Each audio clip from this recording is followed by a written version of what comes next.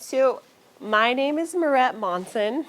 I'm a licensed clinical social worker, but I also am a certified compassion fatigue educator and expert in the United States.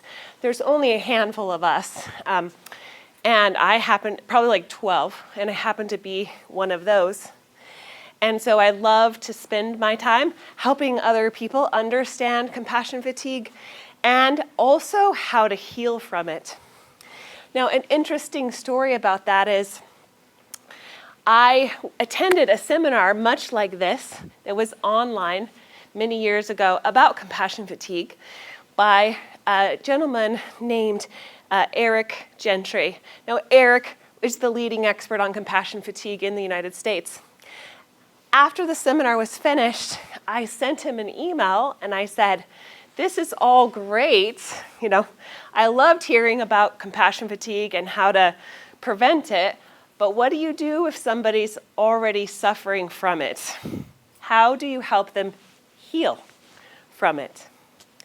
And he immediately responded back to me and said, like literally immediately, said, "In the 30 years that I have been doing this work, no one has ever asked me that question." Now take a minute and think about that. No one ever asked him, how do you heal from compassion fatigue once you already have it? Yet 85% of us will experience it at some point in our careers. He said, there is a way to heal from it, and since you asked, I will be on the next plane to Salt Lake and pay for it with my own dime and come and spend a week with you, and I will teach you the techniques that you need in order to be able to heal from it. And you could be the first person in the United States who I have trained and certified in it. And he did. He flew out here to Salt Lake, spent a week with me, taught me the techniques of the accelerated recovery program for compassion fatigue, which he and the father of compassion fatigue, Charles Figley, developed in the 1990s. And he said, share this with whoever you want. And so in my practice in Midvale, I have a lot of people who come to see me that are experiencing symptoms of compassion fatigue, and I teach them how to heal from them. Today, we'll only have an hour and a half perhaps together. That's not enough time for me to teach you all of those techniques, but I will introduce you to them and teach you some things you can do now to help if you are experiencing symptoms of compassion fatigue. So first I want to talk about the difference between compassion fatigue and burnout, because we often refer to it as I'm feeling burned out. And in the treatment world, we actually differentiate those because they require different treatment. If you're feeling burned out, we do something different than if you're experiencing symptoms of compassion fatigue. So that's why we differentiate. And one of the things is that compassion fatigue usually has a rapid onset. It also goes away fairly quickly too. So what I hear from people is, on Friday, I am feeling drained, but by Monday, I'm feeling fine. But by Wednesday, I feel drained again, right? And this cycle continues. So compassion fatigue comes quickly, it also goes quickly. The problem with that is that it also prevents people from seeking treatment, because by the time they get treatment, it's actually gone away. So they think they have no problems and it seems to be fine. Whereas burnout is a slow, gradual process of getting worse and worse and worse and worse. That every day it feels like it's more and more and more and more and more until it reaches the point where you can't do anything or function anymore. Compassion fatigue is more pervasive. It applies to every area of your life, not just work. Whereas burnout typically only applies to work. When you go home, you seem fine, right? You can go on vacation, you can spend time with your kids with no problems. It's just work that you're feeling emotionally drained over. But with compassion fatigue, it affects all of the areas of your life. When you leave work and go home, you can't function very well at home either. You don't have the emotional energy or the capacity to respond to your family members in kind and compassionate ways. It often destroys relationships at home first before it ever destroys relationships at work. And that's why people come to see me to seek treatment, because they're on the verge of divorce. Their child is running away from home. They don't know how to handle, right, the stressors at home, right, that their compassion fatigue is causing for them. Compassion fatigue sufferers still feel an ongoing sense of obligation to care for people. So when they're not at work, they're still thinking about work. And if they take a vacation or a few days off of work, they're still worried about the people that they're caring for and whether or not things are going to go well for them when they're not there. And it's because of this that taking a vacation to treat compassion fatigue is actually the wrong thing to do, because compassion fatigue gets worse when you have that emotional worry combined, right, with the time off. Whereas if you're feeling burned out, you don't care anymore about what happens to the people that you're caring for, so you can take time off and not think about them. And sometimes that time off is actually rejuvenating. Compassion fatigue is a lot easier to treat than burnout. Burnout often requires access to new resources that you didn't have before. So more staff, more money, more administration, lesser rules, those kinds of things. And that's harder to get, especially when you're working in a caregiving field where money and resources are limited. But compassion fatigue can be treated regardless of the environment in which you're working in. So it's a lot easier to treat and to give you the techniques that you need to not experience it. One of the things that we'd like to ask is, do you still love your work? If your answer is yes, you're probably experiencing compassion fatigue. If your answer is no, you might be experiencing burnout. Do you understand the difference? Excellent. Okay. One of the things that's important to remember is that helping is about relationships. You can't really help someone if you don't have a relationship with them that's strong enough that they'll listen to you and accept influence from you. So relationships are really important. And to have a good relationship, you have to care about someone, right? And they need to be able to feel that you care about them. And caring requires some compassion and empathy. And so when you're experiencing compassion fatigue, the reason it's called compassion fatigue is because that caring and empathy is turned off. So then therefore, you're not able to care as effectively for your clients, and it affects the relationship that you have with them. And they can tell. And so then you're not doing your job as a caregiver as well as you thought. And then that causes feelings of guilt and emotional drain. And that's what creates a lot of the symptoms of compassion fatigue. Viktor Frankl said this, it's one of my favorite quotes: "That which gives light must burn," right? So we know that we all experience these symptoms. In order to be able to give light to others and to help them, there is a toll that it takes on ourselves. So now I'm going to draw your attention to those cards that you wrote. And we're going to do an activity called a silent witness. So what I want you to do is to take your index card, hold it in front of you so that other people can read what's written here. And I just want you to walk around the room and quietly, without speaking, read what everybody has written on their cards. This is the toll, right, that caregiving takes. Go ahead. Stand up, walk around, no talking. Okay, what did you notice as you were walking around?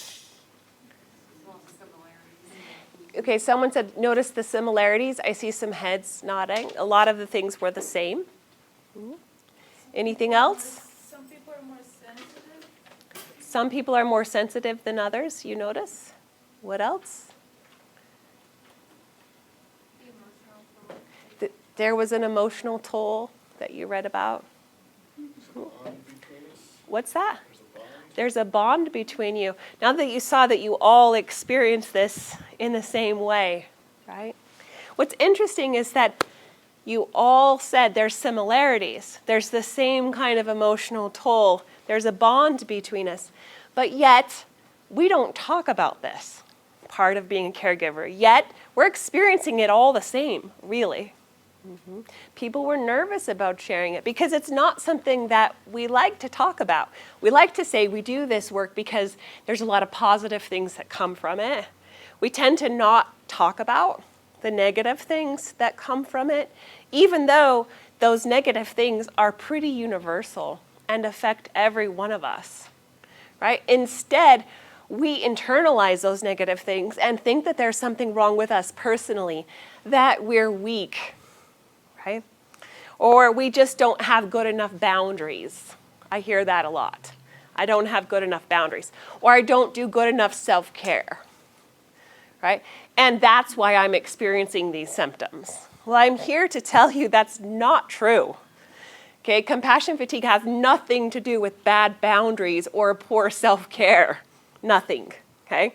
It's because of the act of caring that you feel that emotional drain, and it's the same for all of us.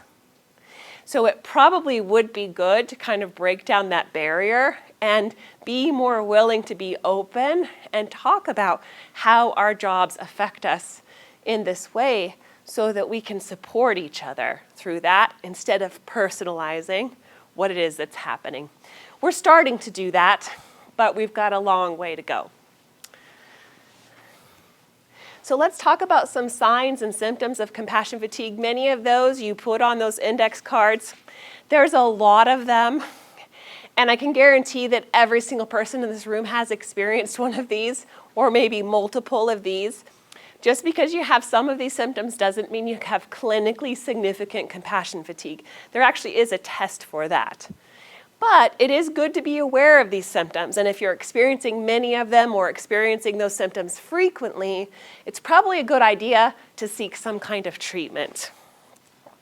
So feelings of hopelessness, shock, confusion, lack of motivation, and isolation. Symptoms that seem disconnected from real causes.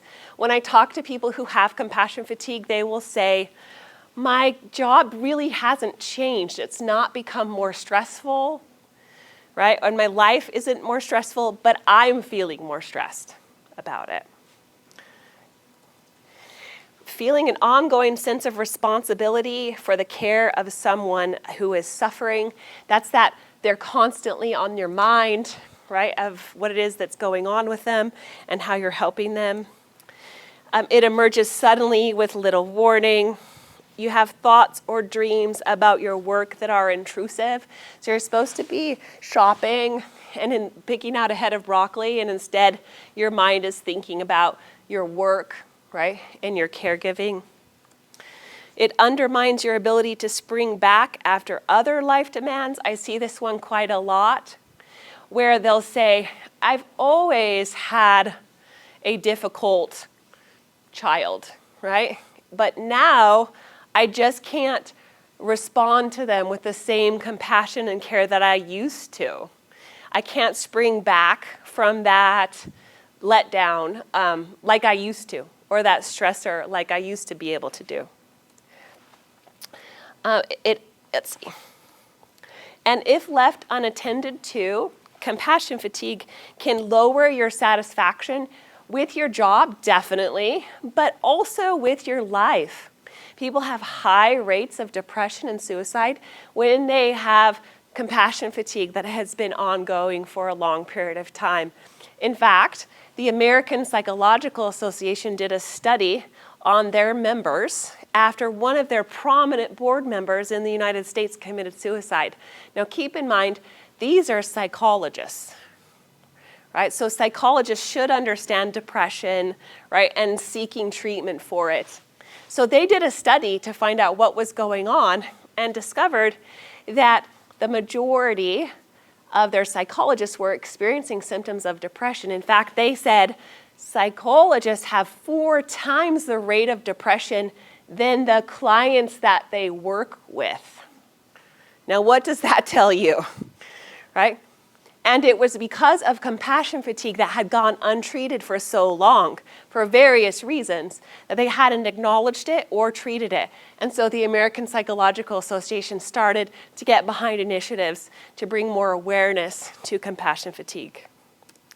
It also harms your physical health as well. People have high blood pressure. Stress obviously leads to poor sleeping and poor eating habits. All of those kinds of things we see. But I think the biggest and most pervasive one that I run into is that it harms relationships. Okay, people have bad relationships with their family members if they're experiencing some symptoms of compassion fatigue, because by the time they get home from work, they're emotionally drained and they can't be present emotionally for the people at home who need them. And that harms those relationships. And I've heard many caregivers who have gotten divorced because of this and lost friendships because of this, other things like that. Eventually, it results in an inability to work effectively. And what we see is a high turnover among the helping professions because we assume it's our environment that is creating these problems. And so we'll leave a job, move to a different one, thinking the change of environment will make these symptoms go away. And it's only a matter of time before they come back again. So you start to see people hopping from job to job to job, and then eventually leaving the caregiving field altogether. Here's a good question that you can ask yourself to fill in the blank. I know I'm headed for trouble when blank.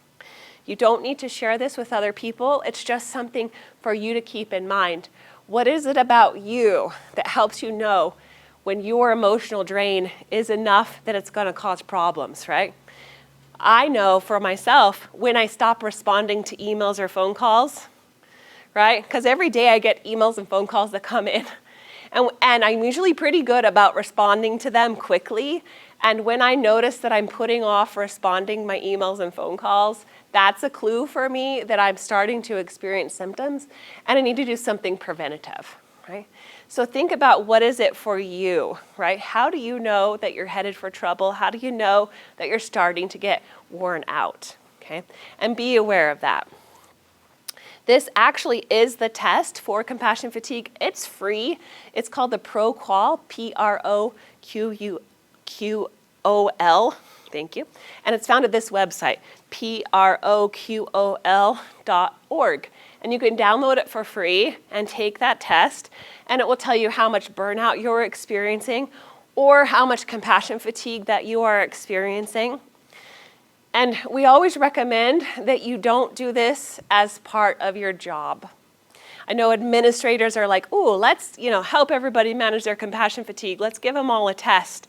But we don't want the results of this test to affect your job. We don't want you to be assigned less shifts, or we don't want you to not be promoted because you're experiencing symptoms of compassion fatigue, because we all experience symptoms of compassion fatigue. So this should be something that you just do privately at home, right? So that you can kind of keep tabs on where your compassion fatigue is at, and then you can seek treatment if it's changing dramatically. So now I'm going to talk to you about what to do about it. Now we've done a little bit of what it is, right? What do we do about it? So Charles Figley created what are called compassion fatigue antibodies. Now, who can tell me what is an antibody? Since COVID, a lot of people know what an antibody is. What is an antibody? That's right. So when you've been exposed to a virus or a bacteria, your body creates a defense system to it so that when you're exposed to it again a second time, you don't get sick. That's an antibody, right? Vaccines are antibodies, right? Almost every illness that we have, our immune system creates antibodies after we experience them. So this is why we like to call these antibodies to compassion fatigue, because we need you to continue to be exposed to the caregiving that you're doing. We want you to be exposed, right, to that emotional drain, but we don't want you to experience the symptoms from it.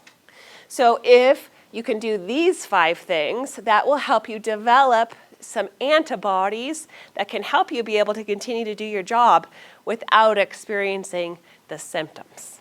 And there's 5 of them, and 2 of them are primary antibodies that we spend a lot of time developing, and 3 of them are secondary. And today I'm going to just introduce you to them a little bit, but know that there's a lot more to it behind the scenes than what I can teach you in our time together. But the first one is called self-regulation. So this is the ability that you have to shift from sympathetic to parasympathetic dominance when perceiving a threat. Now that sounds really medical, but what it means is that you can calm your body down physically when your ego is threatened in the course of your caregiving. I'll talk to you a little bit more about that. Second one is called intentionality. And what intentionality is understanding your principles or your values related to your caregiving and making sure that you're acting in accordance with those values. Because I will tell you, 99% of the time, that emotional drain that you feel is because of what we call a breach of integrity, which is a time in your caregiving where you were not acting according to your values. And because of that, it's causing that emotional drain. The third one is perceptual maturation. What this is over the time through the course of your career being a caregiver, your perceptions about what to expect as a caregiver have to mature and change. And if they don't mature and change, then you're going to be experiencing symptoms of compassion fatigue. And there are some perceptions that we all kind of change over time as we work in this field. I'll show you a few of those and you'll understand what I mean. The next one is called connection. This is developing a support system with other people who also understand compassion fatigue and can remind you to use the other antibodies when you need to.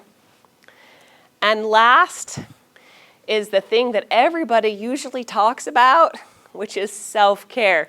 It is the last antibody, so it is the least effective, but it is on there. Now, it's not bubble baths and chocolates or vacations or setting boundaries, like people say, okay? And I will explain to you in a little bit what self-care actually is and should be. Okay, so now let's delve into these a little bit, give you some more information. First, we're going to talk about self-regulation. So there's a part of your brain called the anterior cingulate, sits on the top of your head. The anterior cingulate is responsible for scanning your environment all the time, looking for perceived threats so that it can release the chemicals that you need in order to protect yourself. Now, we all know about physical threats, like the threat that a light could fall down and hit you, right? Or the threat that you could get into an accident, right? Get physically hurt. But your anterior cingulate also scans for threats to your ego. Now, your ego is the part of you that thinks that you are an amazing caregiver. So if there's anything going on in your environment that says otherwise, your anterior cingulate picks up on that, and beep, beep, beep, there's a threat to your ego, and it releases the same chemicals that it would release if you thought that the light was going to fall on your head, because it only has one release valve, right? And so it activates your sympathetic nervous system, which is your fight or flight or freeze. And most of us are familiar with that, right, in terms of our protection system. But it activates when we're caregiving, when we think there's a threat to our ego, when we're not doing our caregiving the way that we should, right? So for example, you are working with a client and that client is defiant and doesn't want to do what you've asked them to do. And you tried and you tried and you tried and they still won't do it, and now you're getting frustrated. That could be a perceived threat to your ego as a caregiver because you're supposed to get that client to do that thing and you can't. And so your anterior cingulate might go beep, beep, beep, beep. You're not a very good caregiver, because if you were good at this job, you would be able to get this client to do that. And that can cause your anterior cingulate to put you in a state of fight, flight, or freeze, exactly the same as what we would do if your life was in danger. Okay? And when you're in a state of fight, flight, or freeze, okay, you have chemicals that are sent to your body that do specific things in order to help you get away from that threat. The number one thing it wants you to do is to get away from that threat as quickly as possible. And those symptoms impact our ability to work effectively. There's a whole list of them, but in terms of compassion fatigue, the one that affects us the most is that your compassion and empathy centers in your brain are actually shut off. Okay? And it does that on purpose because it thinks you have to get away from this threat. It wants you to not care if that kid is kicking and throwing a temper tantrum and leave the room and leave them there and not care. Right? It wants you to get away and not have a compassionate, empathetic response. So it shuts off your ability to do that. And that's why it's called compassion fatigue, because you don't have the ability to respond in a compassionate way when you're under a perceived threat to your ego. Okay? So then after you have been experiencing threats to your ego in real time so many times, now your imagination starts to take over. Okay? And now every time that you go in and see that particular client, even though that client is not being defiant, your imagination could say, but what if they are defiant? What if I can't get them to do it? What if I get in trouble with my boss? What if their parent yells at me, right? None of that's actually ever is happening right now, okay? But your imagination can also kick on these chemicals that are sent to your body, okay? And so what self-regulation is the ability to kick on that anterior cingulate instead of your imagination to calm your body down in the presence of a perceived threat so that you do have access to your compassion and you can respond in a way that you're proud of when you're working with a client. Now, this process takes practice. You have to be able to do it in the course of your caregiving. And you can't just say to that client, can you hold please? I gotta go calm my body. I'm gonna come over here and do some yoga. Like, you can't do that, right? You have to have techniques to be able to calm your body down in the moment, okay? And I'm gonna teach you one of them that works pretty effectively. There are several others, but here's one. In order to do this, I need a volunteer. Who would like to be a volunteer? Volunteer. Gets to come up here and be on camera. Okay, Adam, come on up here. Okay, stand right here. All right, Adam. Now what I want you to do is think about some worry, okay, that you have. You don't have to tell us. Just think about it in your mind, okay. A worry. I want you to think about it over and over again, okay? This is his perceived threat, right, to his ego. Got it? Got it. But now I want you to reach out and touch this badge that you have. And I just want you to notice what that feels like. Okay? And now I want you to reach out and touch your beard. And I want you to notice the difference between the badge and your beard. What's the difference? One's soft, one's hard. What happened to the worry? Went away. I forgot about it. You completely forgot about it. Yeah. Yes. I was focused here. And it works every single time. Thank you, Adam. You can sit down. Now, why it works, let me explain, okay? Because your anterior cingulate is comparing things with your senses all the time as it's scanning to analyze. It's taking in data from the things you can see, smell, hear, taste, and touch. And if you are in the process of analyzing two pieces of that data, it kicks your imagination offline. They can't both be working at the same time. So he was analyzing the difference between his beard and his badge. So that kicked his imagination offline, and he no longer was worried about the threat, okay, that he was thinking about. And you can do this with any of your senses. Smell, taste, touch. Touch is easy, right? Also, one that I really love is sound. Even just listening to background sounds that you don't normally pay attention to can do this, right? So as I'm interacting with clients, right, and I'm having that defiant client and I'm starting to feel myself get frustrated, I'm gonna just take a minute and use 2 of my senses and compare things. 2 touches, right? Listen to some sounds. It really only takes like a few seconds to do that, just to get that fear out of my mind so that it's not going to activate my flight or fight and make it so that I'm not compassionately responding to that client. Right? And that's what self-regulation really is. And that's why it's a big part of compassion fatigue prevention. And you can get so good at it that you can relax your body almost all the time that you're working with your clients, and they'll never know. And then you never have to be in this state of fight or flight. Okay, so the next one is intentionality. So after you've learned how to calm your body down, then we start to explore your values related to caregiving, okay? Because one threat could come from the things that your client is saying or doing, but another threat comes from your own evaluation of yourself and how you're doing as a caregiver. So intentionality means, what do I value, and am I using those values, right, in the way that I should? And everybody's values is different. Here are some examples. It might be important for you to have fun at work, or to have a well-behaved client, or to get a paycheck or a raise, or to teach clients who want to learn, or to be well-liked, or to be respected, or to be able to come up with new ideas at work, or to have choices, right, in the work that you do. We're all different, and what's important to us at work is different. And so you need to be aware of what it is that you value most, okay? And a lot of times, if you're not acting in accordance with that value, that is going to cause some emotional drain. So let's say, for example, you really value innovation at work. You like to think of new ideas and new ways to get clients to do things. That's what makes your job interesting and fun, right?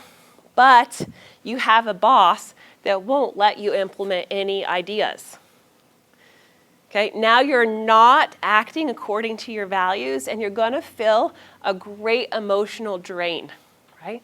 And so we would say, okay, how can you do your job in innovative ways, even with your boss who won't let you do all of your cool stuff, right? How can you do that? Because it's important that you're acting according to your values at work, right? And there are lots of ways you can, right? And it takes a little bit of brainstorming and often a discussion with your coworkers and your boss about what you can do, right? If you value making sure that you're well-liked, because some people do, and that's not wrong to value that at work, what is it that you can do to make sure that you're living that value? Do you need to go out of your way and say hello to people as you come in and be there a few minutes early, right? Do you need to make sure that you're remembering people's birthdays? Do you need to make sure that you're asking people how they're feeling? Like, what is it that you need in order to be able to be well-liked, right? So these are things that are important, and that's intentionality. The next one is perception changes. So let's see, who in this room has worked here the longest? Thanks. Who? You have. Okay, how long have you worked here? My 35th year. 35th year. Okay, what's your name? Holly. Okay, Holly, I'm going to pick on you a little bit. Holly, on day one, when you started working here 35 years ago, what did you think the job was like? What did you expect? TV and I don't know. I just thought I was going to help people. She was going to help My people. first 3 days going home crying. And then the first 3 days she went home crying because it wasn't like on the TV. Yeah. Okay. How has your perception changed since that first day? Ran it every day. Yeah. So what she said was, when she first started, and correct me if I'm wrong, Holly, she wanted to go help people. But now, after 35 years, she's realized that the people are the ones who are helping her. Do you see that perception shift? Right? And that is necessary in order to be able to continue to work in a field like this. Right? Because we work with people. We don't work with boxes. Now my little brother, who was one of Adam's best friends growing up, good friends, he works in a warehouse, okay? So he puts boxes on shelves all day in specific places, in order. And then when he comes in the next day, if somebody needs to find something, he should be able to go where it is, where he put it on the shelf, and it should still be there. And if it's not, he can be held accountable for that because he was responsible, right, for putting it there. He works with boxes, but we work with humans, okay? So that means that I can spend a good portion of my day helping get somebody in the right place, in the right frame of mind, doing the right thing that they need to because it's good for them and I'm helping. And then I go home and I come back the next day and they're not in the right place, they're not doing the right thing, and they're not doing anything that I wanted them to do the day before. And we often hold ourselves accountable or responsible for that, when actually it's not our responsibility. People have choices. They get to choose whether or not they want to do what we ask them to do. They can get themselves down off of those shelves, right? Pretty good. And it doesn't mean that I'm not a good caregiver, that I'm not doing my job well, because my job is just to help them get there every time I interact with them, not to keep it going long term. And that perception shift is critical for being able to work in the helping professions with people, right? Because otherwise you're gonna have a lot of guilt every single day when you come back in the next morning. There are a few other perception shifts that do make a difference for us. And one is this: choice versus demand. So sometimes this is a hard one for people to grasp when I talk about it. But basically it says, even though there are lots of demands on you as a caregiver, you always have a choice whether to meet those demands. Okay? And people will say, but I don't. There's a fire over here I have to put out. There's a fire over here I have to put out. If I don't help this, right, then bad things are going to happen. And I say, no, but you always do have a choice. You could choose to let that fire burn. You could choose to let that bad thing happen, right? Like you don't have to run around like a chicken with your head cut off. You really don't, right? And you can say, I'm choosing to do that. I'm choosing to run around and put this out and then do this and do this and do this because I want to, okay? Not because I have to. And that perception shift really matters because one of the things that creates trauma for people is when they feel trapped. When you feel like you have no choice but to do all of this helping, right? Because everybody's in a crisis in one way or another. That's what creates secondary traumatic stress for a caregiver. So instead we say, you have a choice, right? You're choosing to do it because you care about that person, you don't want that to affect them. Or you're choosing to do it because you care about your job and you don't want to lose your job. But ultimately, your choices are not taken away from you because you are a caregiver. And that's an important perception shift. The next one is the outcome of your work is beyond your control. It's just the quality of work that you can control. Okay, so like I said with the boxes, you have no control over whether or not your helping is actually going to help, right? But what you do have control over is the quality of your helping. Are you giving good help? Help that's needed, wanted, appropriate, fits with what it is that your values are? Then that's all that you can do. And we can't control whether or not we actually change the world. Because that's not really up to us. It's up to the people that we're helping to incorporate those things that we're teaching. And we can't control that. The next thing is your workplace is always going to demand more from you than you can meet. Okay? When we work in helping professions, there is always more to be done.